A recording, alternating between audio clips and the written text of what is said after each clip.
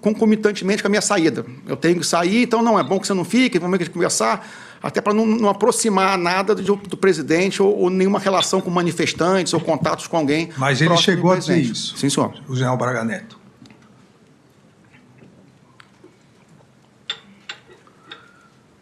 Após essa reunião, o senhor foi procurado por algum dos integrantes dessa reunião? Sim, senhor. 2 dias depois, né, eu fui procurado de novo pelo Major de Oliveira, né?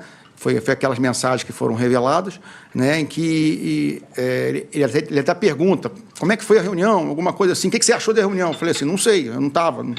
Depois também não corri atrás para saber, não era do meu métier, né? E aí ele falou, não, estou precisando de dinheiro, estou precisando de recurso para alguma coisa. Quem disse isso? O Major de Oliveira. Precisando de dinheiro e recurso. Isso. Até inicialmente eu brinquei com ele, 100 mil, até conhecendo ele, era bem...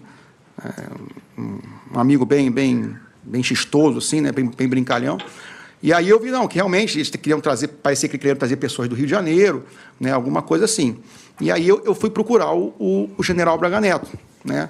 Aí, inicialmente, o general Braga Neto, ele orientou que eu procurasse o pessoal do partido, né? Lembro que o intuito, pelo menos na minha cabeça, o intuito eram manifestações apoiadas pelo Exército na frente dos quartéis, né? Então, eu fui procurar o general Braga Neto para perguntar sobre se havia alguma maneira, né, do partido ou alguém ajudar. Ele orientou que eu falasse com o pessoal do partido. Aí eu falei com o coronel, não me lembro o nome do coronel, tesoureiro do partido. Tesoureiro do Partido Liberal. Do PL. Sim, senhor. Aí eu conversei com ele, né, inclusive mostrei aquele documento que a senha não foi quebrada, né? Eu mostrei para ele o que era o hotel. Né? Ele falou que o partido não poderia bancar aquilo ali, não tinha como o partido apoiar manifestantes para trazer. E posteriormente eu retornei para o general Braga Neto, né? Não foi possível e tal. E aí depois, acho que realmente o espaço temporal não me recordo, o general Braga Neto trouxe, né, uma quantia em dinheiro, que eu também não sei precisar quanto foi, mas com certeza não foi os 100 mil, porque até pelo volume não era tanto, né? Devia ser um... Então, que foi passado para o Major de Oliveira, no próprio Alvorada. O senhor que passou esse dinheiro? Eu passei, sim, senhor. Eu recebi do general Braga Neto. O senhor recebeu esse dinheiro do general Braga Neto? Sim, senhor, no Palácio da Alvorada. Ele estava onde, esse dinheiro? Ele, não sei. Guardado? Não, guardado onde? Quando o senhor recebeu uma sacola? Estava acho, uma caixa de vinho, assim, um botelhazinho assim. Né? E aí eu depois, acho que bobear no mesmo dia, eu passei para o Major de Oliveira. Então, essa questão exatamente foi a questão que, num primeiro momento, e por isso é bom ficar bem claro, num primeiro depoimento, na verdade, em 2 depoimentos, o senhor não havia se referido. Depois que a Polícia Federal advertiu o juízo e houve, por parte da Polícia Federal, com o parecer da Procuradoria, o pedido de decretação de prisão e houve aqui uma nova audiência, o senhor foi advertido não só que poderia ser decretada a sua prisão, como rescindida a colaboração, se qualquer omissão ficasse comprovada. O senhor, acompanhado, novamente, é importante dizer, dos seus 3 advogados, o senhor retificou e contou esses fatos. Confirma isso? Sim, senhor. Na verdade, eu não falei naquele dia na Polícia Federal, porque tinha sido logo o dia da prisão, então eu fiquei muito abalado ali na hora. Então, eu realmente não consegui reagir e botar as ideias no lugar para entender o que estava acontecendo, porque eu tinha uma ideia pré-concebida do que estava acontecendo, né, e aí tudo mudou. Né? Por mais que eu não soubesse, aquilo foi um choque muito grande. Pessoal preso, amigos meus. Então, e foi no mesmo dia, então aquilo me abalou um pouco.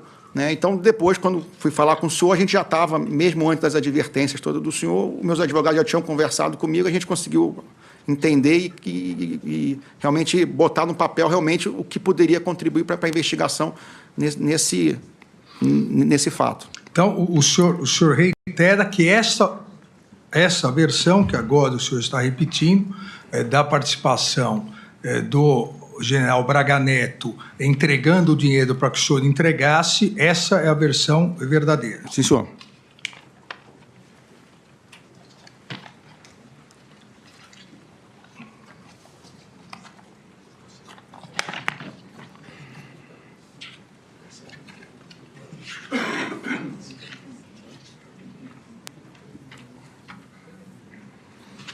O senhor tomou conhecimento do planejamento da ação, da Operação Punhal Verde e Amarelo? Não, senhor.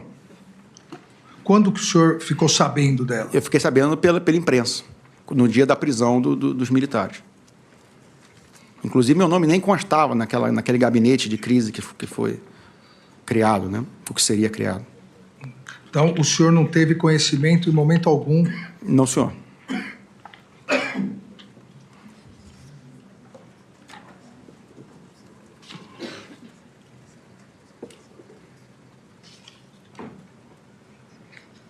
O senhor sabe de onde veio esse dinheiro?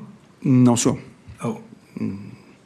Provavelmente, pelo que a gente sentia ali, até das manifestações, era o pessoal do agronegócio que estava, de alguma forma, ajudando a manter ali as manifestações na frente dos quartéis, né? Então, na minha concepção, naquele primeiro momento, essa foi a minha ideia principal.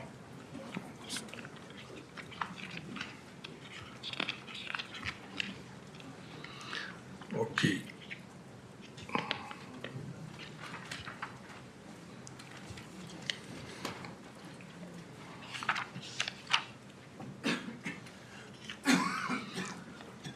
O senhor recebeu, teve acesso a um arquivo Copa 2022 que detalhava a logística dessa operação? O que eu recebi não detalhava a logística dessa possível operação. O que eu recebi foi aquele documento inicial em que se pedia... Perdão, não da Operação Punhal Verde e Amarelo, da Operação Copa 2022. O senhor narra, então, o que o senhor recebeu. Sim, senhor. O documento que eu recebi, né, com o nome Copa 22, ele continha ali passagem aérea, hotel, alimentação, coisas para acho que 5, 6 pessoas ali no máximo irem para Brasília, né? Mas não tinha nenhum tipo de detalhamento que eu ia fazer, onde eu ia ficar. Hotel, passagem aérea, dinheiro para alimentação, coisas assim do dia a dia. O senhor recebeu de quem? Eu recebi do Major de Oliveira. O senhor repassou para alguém? Não, senhor, não repassei para ninguém. Eu não me lembro se eu imprimi para mostrar para o coronel do tesoureiro do PL ou se eu mostrei no próprio computador ou no próprio celular, né, para ele dar uma olhada nas necessidades que eles tinham solicitado.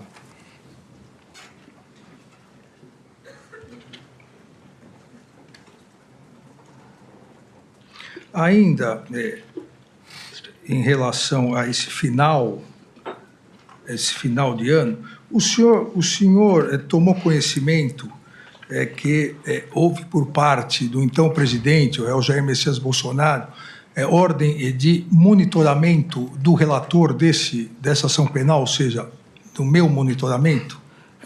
Ministro, o único momento que o presidente pediu alguma informação do senhor foi já no final do ano, em que ele recebeu uma informação que, teoricamente, o general Mourão estaria se encontrando com o senhor em São Paulo. Então, ele queria confirmar se essa reunião teria acontecido. Mas porque quando fala monitoramento, né, para a gente já visualiza um monitoramento constante, né? Isso nunca teve essa ordem, nem essa determinação. Agora, o senhor, no seu depoimento do dia 21 de novembro, diz que já tinha ciência do monitoramento antes, não determinado pelo presidente da República, mas que quem estaria realizando era o coronel Câmara. O senhor pode dizer sobre isso? Porque esse pedido, né, por várias vezes, o presidente recebia algumas informações que aliados políticos estariam se encontrando com adversários políticos. Então, foi comum, algumas vezes, no meio do mandato, a gente verificar se isso era verdade ou não. Só que não tinha nenhuma análise de inteligência. A gente, às vezes, perguntava para a Força Aérea, ou próprio via agenda do ministro, ou ligava para um secretário executivo para ver como é que estava essa mobilidade, né? Então, por isso que não chamou muita atenção esse último pedido do presidente já no final do ano, porque seguiu o mesmo padrão.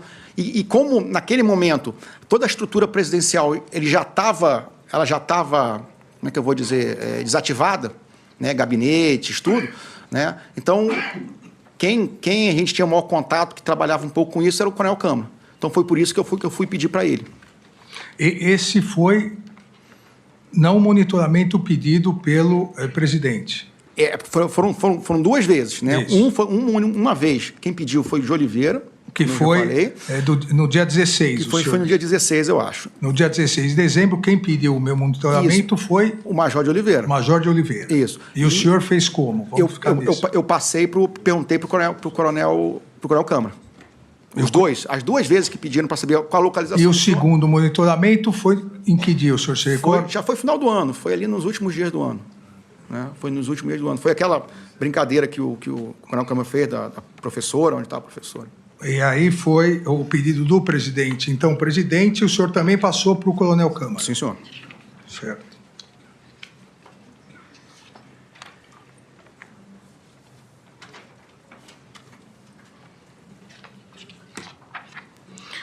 No seu depoimento, dia 21 de novembro, o senhor disse,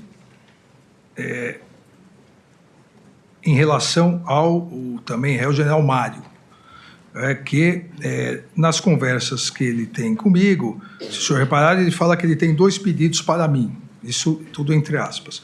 Ele cita que podia ser feito até o dia 12 e depois até o dia 31, que o presidente fala que podia ser feito, né? Que tinha que ser feito porque os militares iam passar o comando e já ia começar a troca.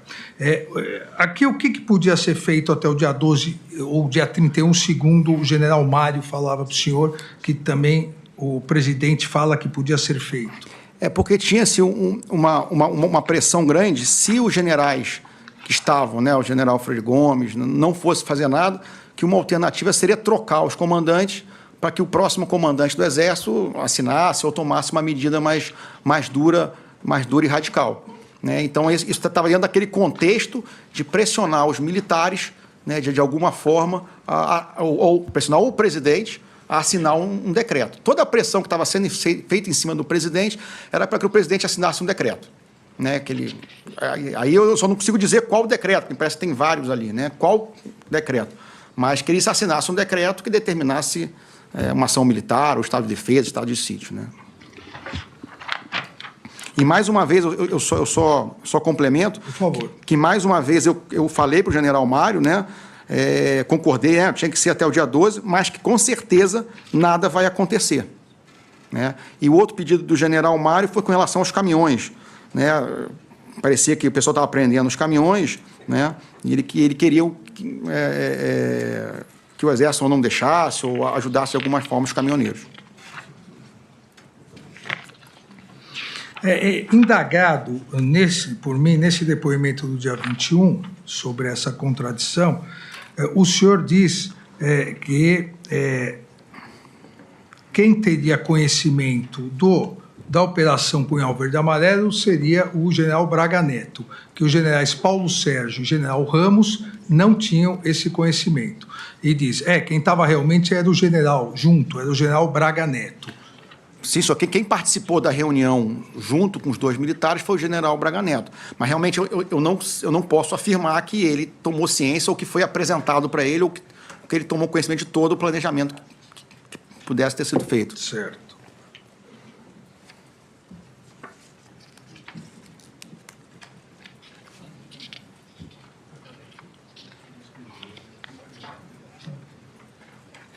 Também há aqui um trecho que o senhor diz que o general Braga Neto falava para o presidente, e o senhor reiterou aqui que após o segundo turno das eleições, o ex-presidente Jair Bolsonaro ficou mais recluso no Palácio do Alvorada, e quem ia constantemente, e aqui nos depoimentos o senhor fala 2 vezes por dia, de manhã e final da tarde, era o general Braga Neto. E depoimento do senhor disse que falava com o presidente. Não só ele, como também o general Mário falavam para tirar entre aspas, tira o Freire Gomes e coloca ou Arruda ou Teófilo, porque eles vão tocar para fazer alguma coisa. O senhor confirma essa declaração do senhor? Sim, senhor. Sim, senhor. Existia essa pressão para que, se o general Freire Gomes não tomasse alguma atitude, que colocasse militares que poderiam tomar essa atitude.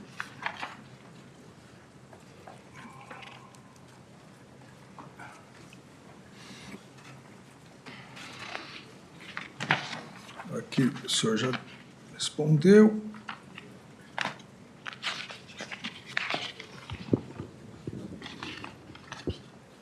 Ministro, só para não ser injusto e às vezes ficar uma ideia errada, independente do que possivelmente os militares poderiam falar, não significaria o que eles iriam fazer. Sim. Uma coisa é o que ele acha, outra coisa é dentro do círculo de legalidade das Forças Armadas, dificilmente, sem uma ordem, né, do comandante ou alguém, esse círculo de legalidade seria rompido. O senhor também coloca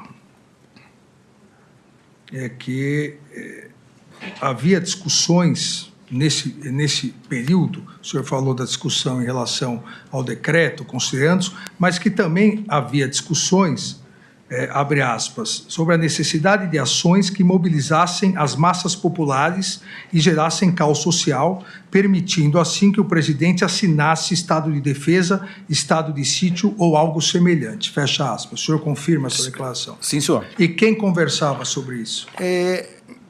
Ministros, tanto naquela conversa da casa do general Braga Neto, né, o teor das conversas era um pouco nesse sentido, e também nos grupos de WhatsApp. Por isso que eu digo para o senhor que às vezes a gente não sabia distinguir o que seria real e o que seria bravata de conversa de grupo de WhatsApp. Né? Mas a toada das conversações era um pouco nesse sentido. De alguma forma, pressionar os comandantes, né, a tomar uma medida, tomar uma decisão.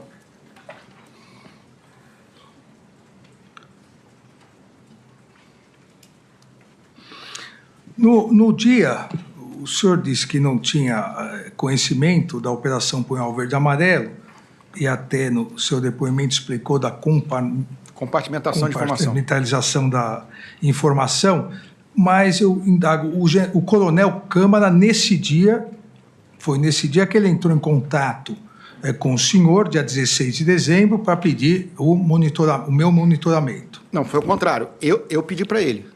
O senhor pedi para o coronel Câmara. Então, quem pediu para o senhor foi o Major de Oliveira pediu para mim e eu pedi para o coronel Câmara.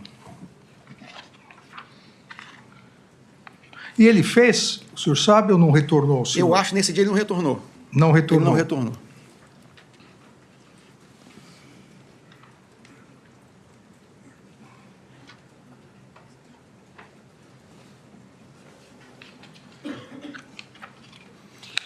Inclusive, se eu não me engano, esse dia eu nem estava em Brasília. Esse dia eu estava no interior de São Paulo, interior de Campinas, ali na cidade de Itatiba.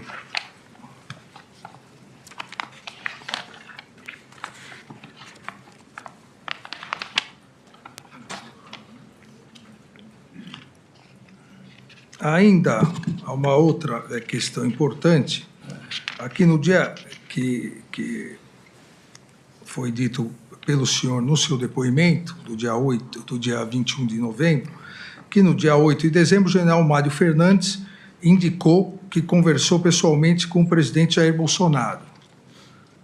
E a comprovação que esteve no Palácio, o senhor sabe se ele efetivamente conversou nesse dia com o presidente? Sim, senhor. Ele esteve no Palácio. A data que eu não me lembro da data, mas que ele conversou em algum dia desses aí com o presidente, sim. E o senhor sabe o teor dessa conversa? Não, que eu não participei. Eu não participei.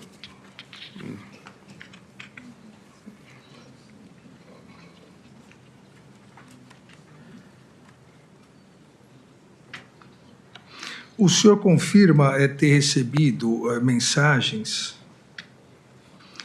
do general Mário Fernandes, que também é réu em um outro núcleo, duas mensagens, mas uma que me parece mais importante, abre aspas, também nesse dia 8 em que ele esteve com o presidente, conforme consta nos autos por documento da entrada no Palácio. Abre aspas, Cid, boa noite, meu amigo.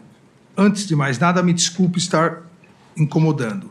São duas coisas. A primeira, durante a conversa que eu tive com o presidente, ele citou que o dia 12, pela diplomação do vagabundo, não seria uma restrição, que isso pode, que qualquer ação nossa pode acontecer até 31 de dezembro e tudo. O senhor confirma essa mensagem? Sim, senhor, confirmo. O senhor respondeu, o senhor se recorda, porque a sua resposta, salvo engano, sim, senhor, está apagada, né? Eu acho que essa não está apagada, não, ministro. Eu respondi para ele, inclusive, eu respondi para ele que poderia ser antes do dia 12, alguma coisa assim, né? Até a entonação, né? Uma entonação respeitosa de um general falando com o tenente-coronel, né? E digo, complemento, mas com certeza nada vai acontecer.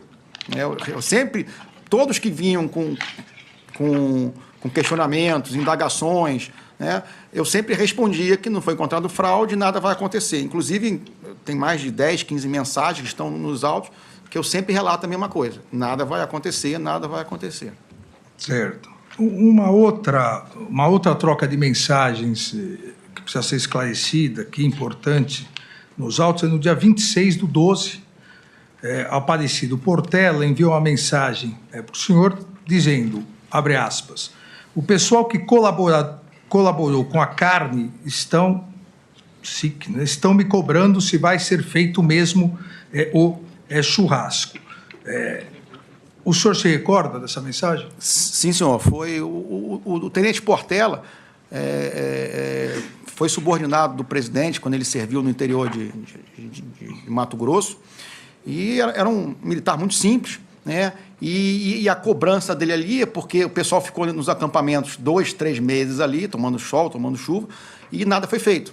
Então, eles tinham a expectativa que alguma coisa fosse feita e que o presidente deveria tomar alguma decisão, alguma iniciativa. E como ele acabava sendo, né, mais próximo do presidente, as pessoas sabiam disso e cobravam dele. E ele via, de certa forma, cobrar de mim. Pô, nada foi feito, nada vai ser feito. E o senhor se lembra o que o senhor respondeu para ele? Bom, exatamente o que eu respondi, o que eu escrevi, o que eu falei para ele, realmente eu não me lembro. Mas o que eu tentava falar com essas pessoas que vinham assim, mas, né, até por ser um militar mais humilde, né, era para, não, fique firme, fique forte, as coisas vão mudar, as coisas vão dar certo, né, o Brasil não está terminado por causa disso, muita coisa boa vai acontecer no futuro ainda. Então, era tipo uma mensagem de despedida, né, dessa forma para ele.